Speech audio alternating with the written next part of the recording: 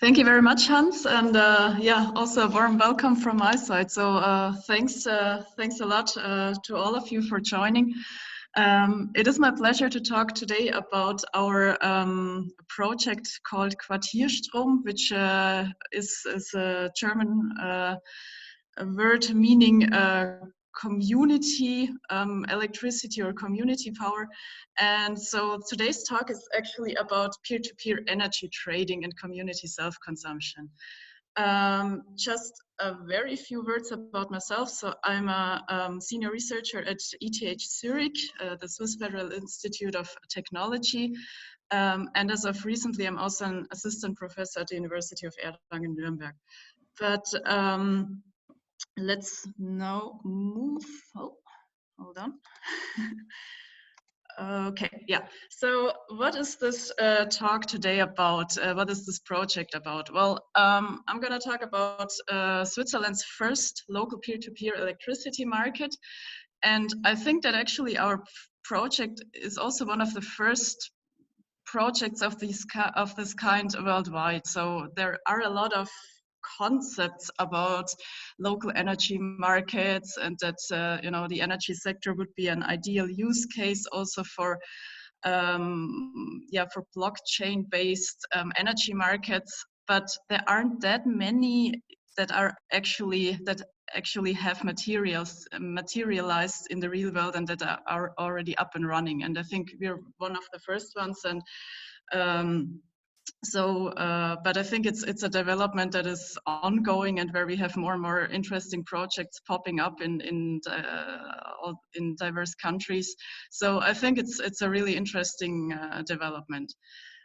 Just very quickly up front, in a nutshell, what is our project about? And before I give more details, so it's actually a pilot study. It's where we have a community of 37 households that participate in our community.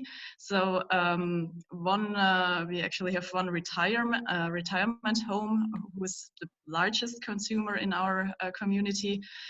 And the field phase of the project started at the beginning of this year. So we're almost completing a full year now.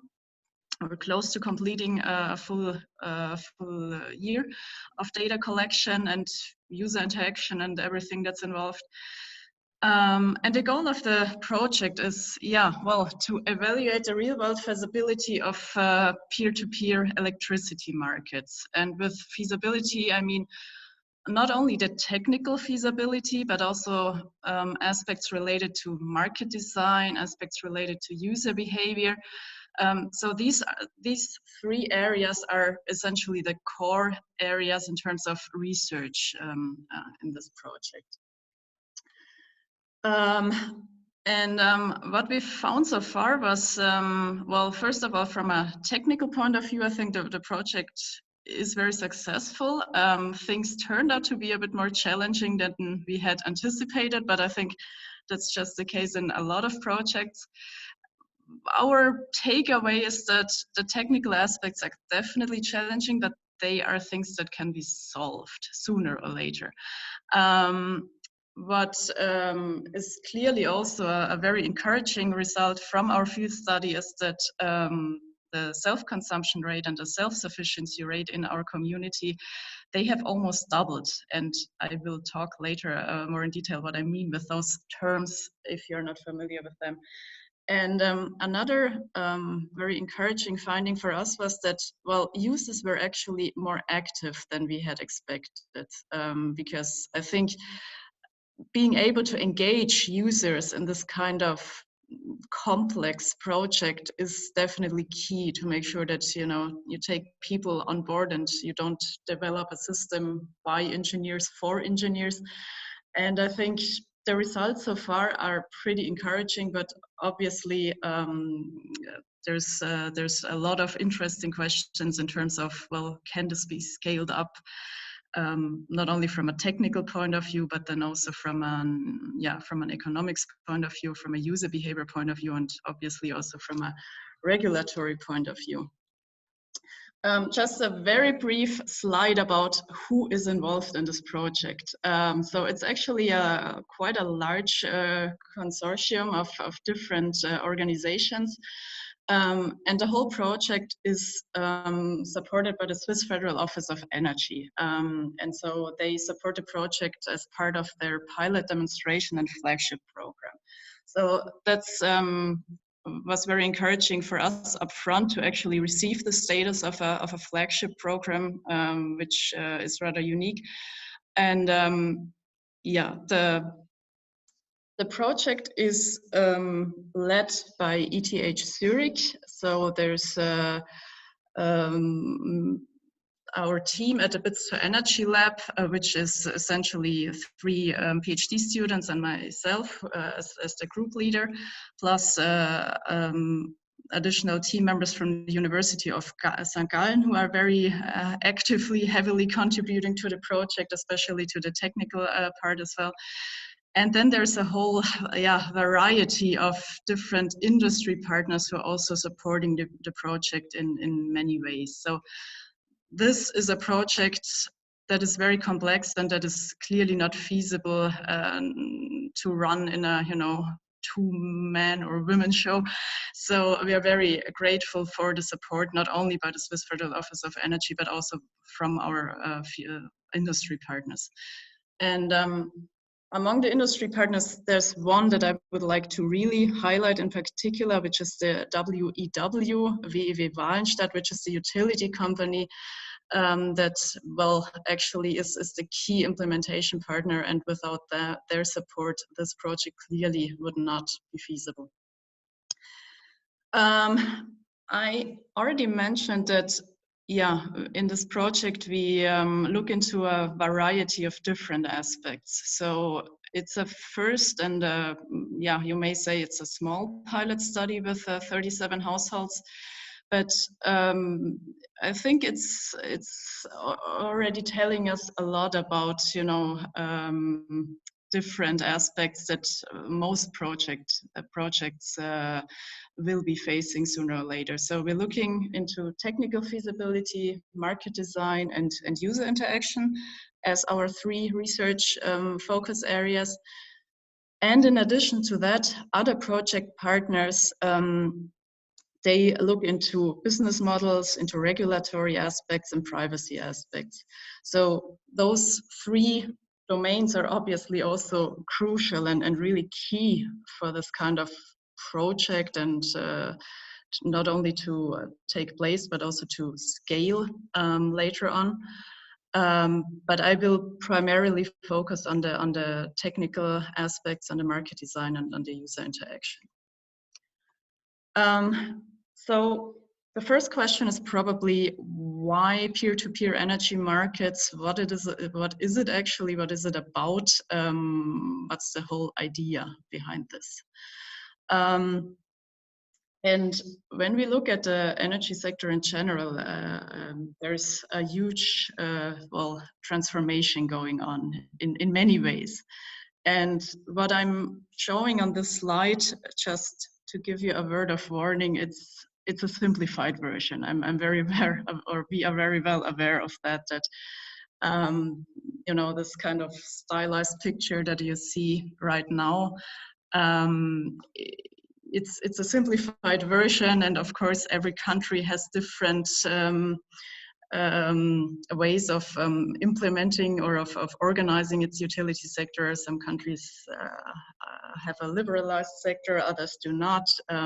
Some have a vertical integration, others do not. So really take this as a very basic, simplified sketch of, of the world. So in this simplified sketch, traditionally electricity has been produced in large power plants, and then households and smaller consumers, well, they were just consuming electricity. So it's a one-way street or a one-directional flow of electricity and one-directional flows of money also. Now, with the energy transition and with the technical developments in the past years and decades, we have more and more households who actually produce electricity themselves. So households who have PV panels on their rooftops. And so they are also able in many countries to actually feed electricity from the rooftop into the grid. And so we have an increasing number of small distributed electricity generators in the system. Now, what both yesterday's and today's setup have in common is that, well, first of all, as I said, the majority of electricity is still being produced in large power plants. The market is well organized, at least the wholesale market is organized in a centralized way.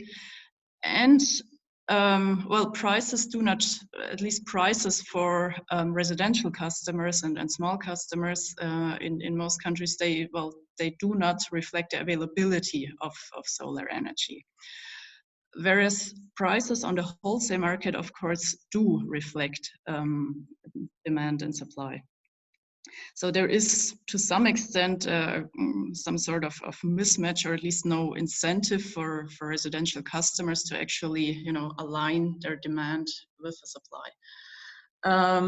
And another feature of the current setup is that, well, households who do not own a PV panel, they currently do not really benefit from the decentralization of the energy system. As a household who owns a PV panel, as a so-called prosumer, you may take advantage of things like feed-in tariffs and or subsidies, but households, maybe some apartments who don't have access to a rooftop, they cannot really be part of that part of the energy transition, or to benefit from it.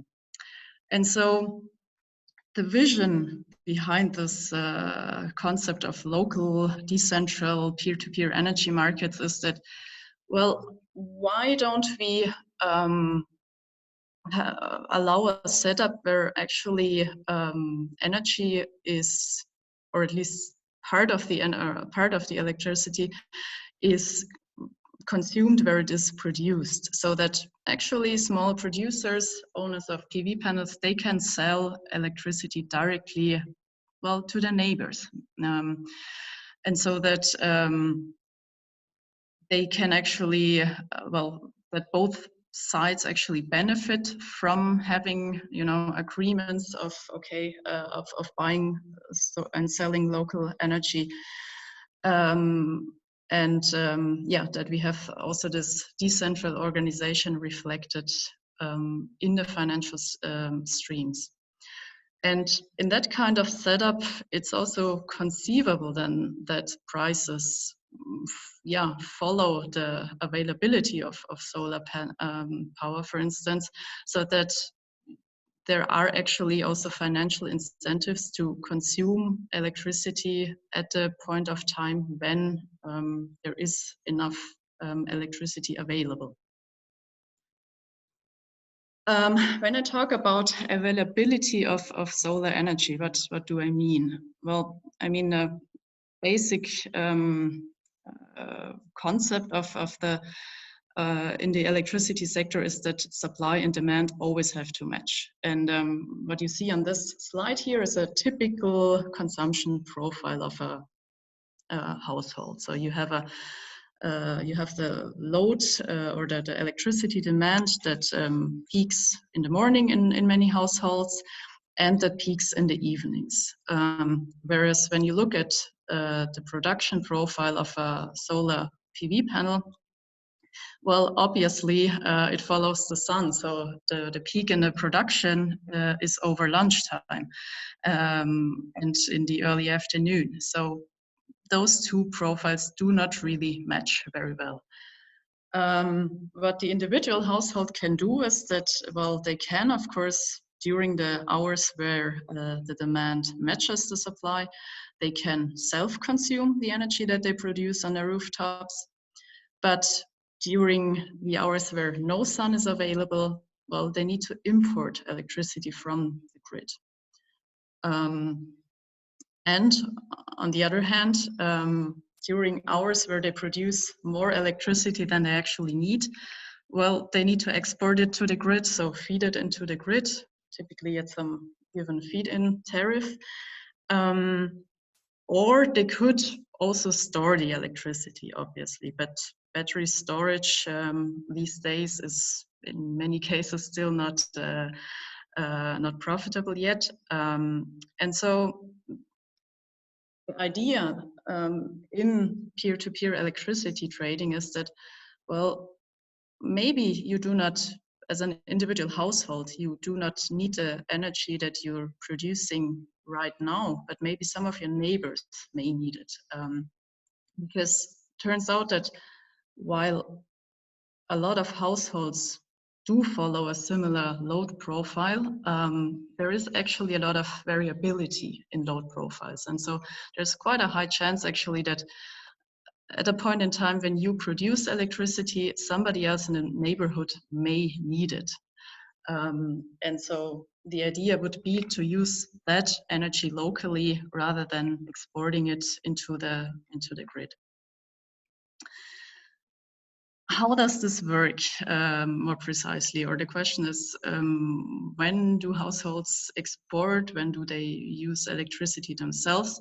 So the way we've set things up in our project is that self-consumption is always prioritized. So if I produce electricity and I need electricity myself, my own household is always prioritized. And only if I have excess electricity production, then I can then I can trade it locally. So I can trade it within the community. And in a third stage, if there is not enough demand in the community, then I still or maybe the price, nobody's willing to pay a price that is high enough to meet my my price demands, then I still would have the option to actually sell the electricity to well, to inject it into the grid at the given feed-in tariff. So that would be the third option. And overall, of course, demand and supply always have to be balanced, but we have this three-stage prioritization of self-consumption on the first level, then community second, and exporting outside of the community on a third level. So that's the concept. What does this look like in the real world, in our field test in Walenstadt? First question is, why Walenstadt and where is it? So Walenstadt is a town in Switzerland, located close to the border of Austria and Liechtenstein. And when you take a look at the picture on the right-hand side, some people may think, ah, yeah, well, that's why you implemented a project there. And to tell you the truth, the landscape, yes, it is really stunning. So every time we go there, we go to the project site, the view is kind of breathtaking. But we had a lot of good other reasons for doing the project in Walenstadt. And the first one clearly was our utility partner, WEW, which is very innovative and which was also open to run this kind of, you know, futuristic project with us, and which accepted also quite interesting things in terms of, you know, tariff schemes and is very supportive. So it's actually the utility company that is the key reason for why this project is located where it's located. But in addition to that, there's several other perks about this location. First of all, they already have quite a modern billing infrastructure and quite a modern communication infrastructure, which made our life much easier for deploying such a project. And the community there already has a very high share of prosumers. So a lot of households, and in our projects, 31 of the 37 participants, they already owned a PV panel before we started the project. So we did not install PV panels, they were already there, and we took advantage of the existing infrastructure there. In addition to that, they already had 9 existing storage systems, which I think is also rather unique, that 9 out of 37 households already have a storage system. So that's another thing which clearly was a key advantage. And also there are several electro vehicles charging stations that are close by, which we can also integrate, where we also have access to the data, which we can also then integrate for all sorts of simulations. Here's a quick timeline of the project, so you can see that we are now pretty much at the end of the field phase. So the green arrow indicates where we're currently now. You see again that the project that went live in the field at the end of last year or beginning of this year. And of course, that was when, well, things went live. Obviously, there was quite some development work ahead prior to that. Roughly at the midpoint of the project, we also integrated a community battery, which is the first, part of the infrastructure where we also control things and do not only measure things. So there's also an active component in the project. And the project is gonna end, or at least the field phase of the first project is gonna end at the end of the year. So in terms of systems design, we implemented a project based on a blockchain architecture. And I will not go into the technical details of this. It's a private blockchain that we're using, Tendermint. And what is relevant to know is that actually we deployed additional hardware in the field. So every household that participates received at least one small lightweight computer. If it's a producer household with a PV panel, they received even a second computer, and those who had a battery, they even received 3 of those devices. And the thing is that the idea behind this whole concept is that we have a decentralized organization. So it's actually the participating households, and in our case, it's the participating prosumers. They actually validate the transaction. So in terms of the question of, well, who reports how much energy is being used, and who sells how much energy to whom, and who buys how much, all of that is reported or logged on the blockchain.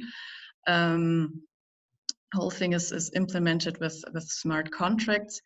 But yeah, again, I will not go into the details in this short webinar here. But the PhD students in particular who implemented this whole thing, they are very deeply involved in this whole architecture. How this looks like in reality is that we deployed devices in the field in the breaker boxes of the individual participating households.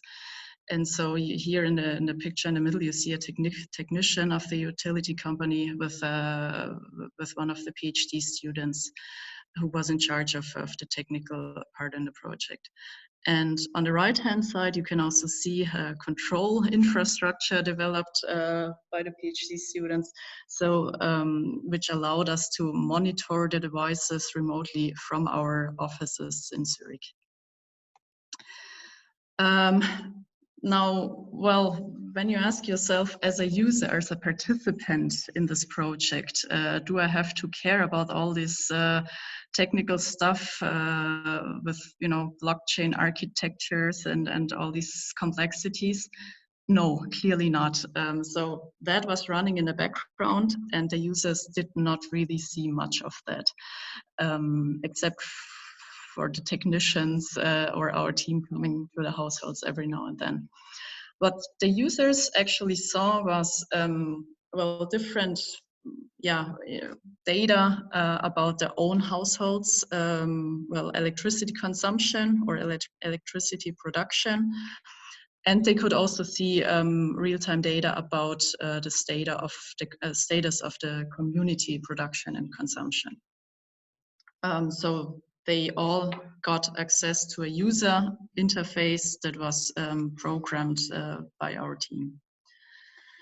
What is special about this project is that the participants could not only, well, monitor their electricity consumption and production, but they actually had a more active role. So they could actually determine at which prices they're willing to buy and sell local electricity. So they could actually set price limits for trading with their neighbors.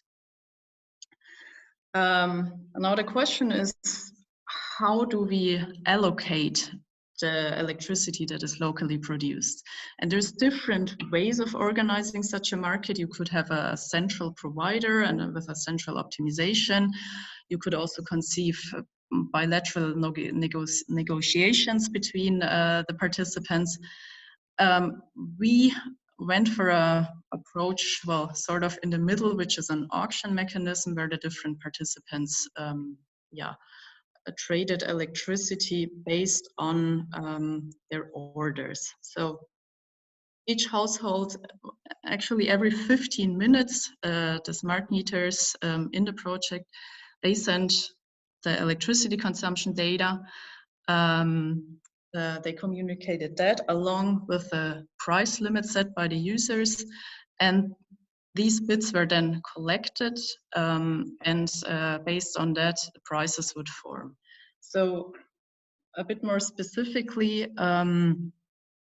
we implemented a time discrete double auction with a discriminative pricing, which means that essentially we did not have a uniform price in the market, so not a market clearance price, which would have been the same for everybody. No, rather the prices were really reflecting the individual bids, as you can see in this simplified chart on the right. So demand and supply, depending on where demand and supply would meet, the price would actually always be the mean between the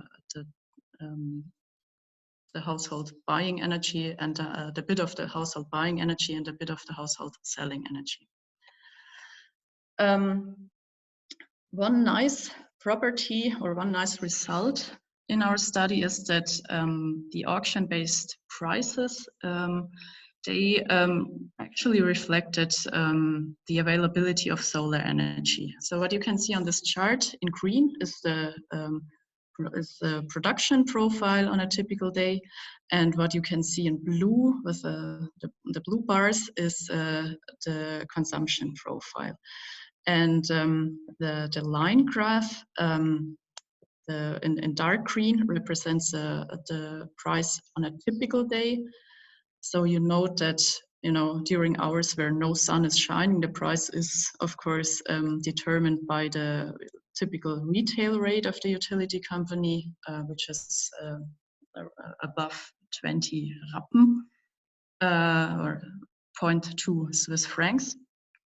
But then during sunny hours, when there is enough solar energy available, prices would fall, and especially on very sunny days, as shown by the light green line, prices would be substantially lower for local electricity that was traded within the community. One interesting question is, of course, well, to what extent can a community supply energy, and I mean for itself? And obviously that largely depends on, you know, the number of PV panels present in the community, on the individual load profiles and so on. But what we found, or what we have now in this current setup with 37 participants, is that in terms of self-sufficiency, so the question of where does my electricity actually come from, which you see here on the left-hand side, you see that, well, if you take households individually, then roughly 19% were of the electricity was supplied by their own PV panel from their own roof. But by adding this, the possibility to trade electricity within the neighborhood, we could almost double that amount. So rather than just having roughly 19% of the electricity coming from PV panels, we now have, well, roughly a third of the electricity that comes from local sources. And in terms of self-consumption, so what share of the electricity produced actually stays within the community? Well, if we look at typical self-consumption, well, from, you know, the own rooftop, then 32% was consumed by the households themselves. But then again, 27% were marketed within the community. So that share comes on top. It didn't have to be exported to the grid. It could be sold to the neighbors. And so only 40% of the electricity actually had to be exported. These are again the same numbers, just taking a different perspective of asking, well, what if this peer-to-peer network had not been in place? So you see that without the peer-to-peer trading, self-sufficiency would have been at 19% and self-consumption at 31%. But with allowing for peer-to-peer trading in the community, both of these values almost doubled. Just to wrap up the key takeaways of the project before we go to the Q&A. We implemented Switzerland's first blockchain-based local energy markets, and one of the first ones worldwide.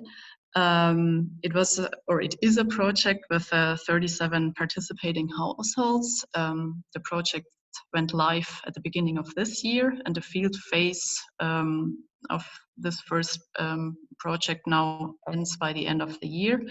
Afterwards, of course, there will still be quite some activity going on in terms of analyzing the data and evaluating the project. In total, we had 75 smart meters, which our team deployed in the field to capture the electricity consumption and electricity production. The whole system was implemented on a private blockchain using the Tendermint system, and the market was cleared every 15 minutes based on an auction. One thing that surprised us in a positive way was that the participants in the projects, they were actually far more active on the user interface than we had anticipated. So we had been rather conservative about our expectations there, thinking that the majority of households would probably only log in once and never again. But no, a lot of the households actually continued to access the user interface on a regular basis. So that was one really interesting takeaway from the project. And as I just showed on the previous slides, that both self-consumption or the rate of self-consumption and the rate of self-sufficiency almost doubled during the field study. One thing I would like to highlight again was this project really is a group effort and involves a lot of different stakeholders.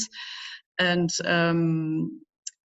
the whole, or let's say the technical implementation and the implementation of the market design and of the user experience, most of this work was realized by the team at ETH Zurich and at the University of St. Gallen. And so I would really like to highlight the really crucial role of the 4 PhD students, in particular in my team and in my colleagues Felix's team, because they really worked on this project. Well, I wouldn't say day and night, but clearly they spent a lot of time really making sure that everything is working out and running smoothly, and so it's really their effort for making sure that this whole thing went live in such a short time and so successfully. Yeah, and with that, I'm looking forward to your questions now. Thanks.